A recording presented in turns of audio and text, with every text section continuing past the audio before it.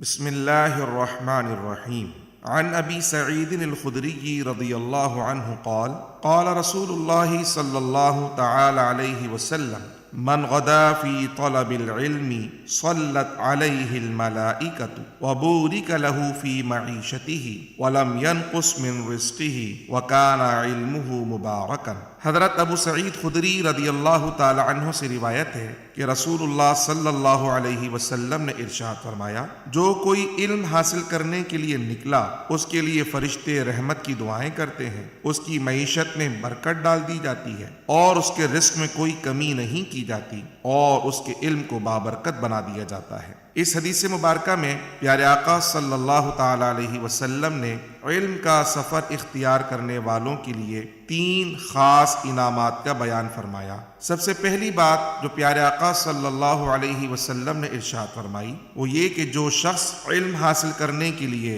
علم کی طلب میں سفر اختیار کرتا ہے، اللہ کے فرشتے اس پر رحمت کی دعائیں کرنا شروع کر دیتے ہیں، یعنی اس کے لیے دعا گو اللہ کے فرشتے ہو جاتے ہیں